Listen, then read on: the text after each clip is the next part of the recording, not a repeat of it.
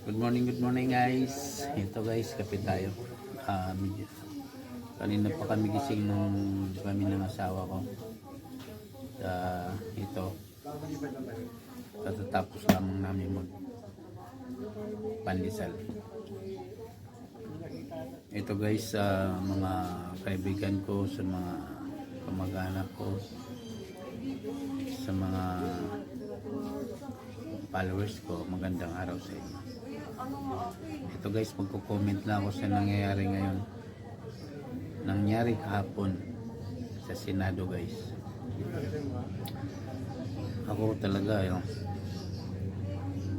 sama ng loob ko. Sama talaga ng loob ko. Ang ginawa nila Senator Tito Soto na karigudon.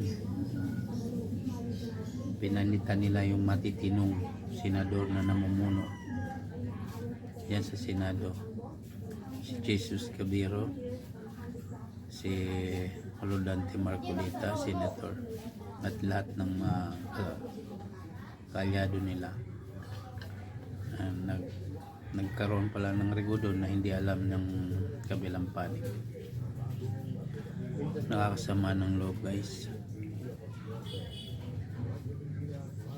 Yung nakikita na natin na may mga senador na alam natin na mayroon pag-asa ang Pilipinas dahil sa pamumuno nila, bigla na lang papalitan itong mga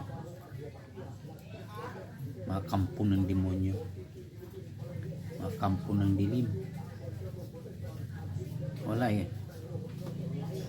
ganyan na talaga ang kalakaran dito sa Pilipinas.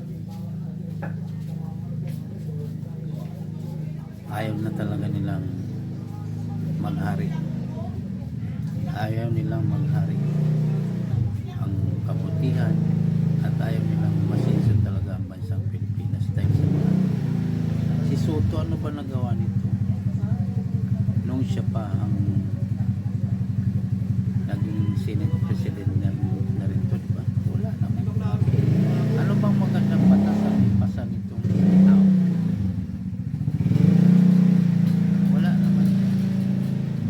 Ito si Mr. Expose, Senator Lacson, hanggang expose lang naman, wala naman itong sus Maria, si panahon pa ni Gloria ito mo, puro bintang na wala namang napapatunayan.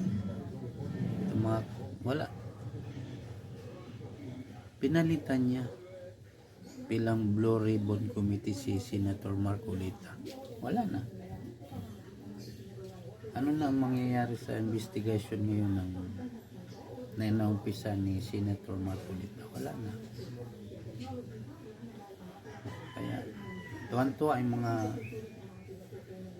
mga sumalaula ng pundo ng bayan. Nagtagumpay yung mga kampo ng kasamaan. Kaya payo ko sa kapwa ko mahirap. Ako nagpupuyos na rin ang galit ko. Pero wala tayong magagawa kundi mamuhay lang ng magtrabaho ng tama para sa ating pamilya. Huwag na natin asahan ang gobyerno nito.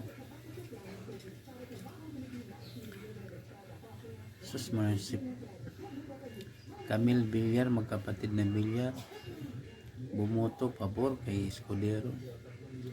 Ay, nagsama-sama sila ng Risa Hontiveros, yan, magkakasama sila. Magkapatid na Rapi Tulfo, mga ay nako. Ayaw kong magmura guys. Dahil kahit ganito lang ako guys. Maniwala kayo sa hindi. Alam ko yung tinatawag na respeto. Ayoko magmura. Pero masama talaga ang loob. Kaya sana dumating ang panahon na itong mga masasamang namumuno sa gobyerno ay kung magkaroon man ng matinding ba, sila yung ano rin. At para umanlad naman ang bansang Pilipinas, guys, sana magkaroon talaga ng mamuno sa atin na lahat walang ibang inisip kundi yung kaunlaran ng bansang Pilipinas para makaangat naman tayo. Okay guys, yun lang naman sa mga masama loob ko sa mga iglesia ni Cristo. Alam ko masama rin ang loob nyo sa nangyari kay Rodante Marcolita. Nakikiisa ako sa inyo. Wala talaga ganyan ang buhay, kaya laban lang tayo.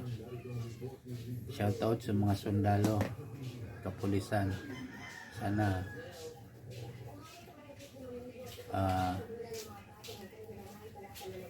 ang hinaing naming mahirap ay pakinggan nyo naman. Kayo lamang mga soldier, kayo lang ang pag-asa namin para mabago yung takbo ng bansang Pilipinas. Okay guys, thank you for watching. Love you.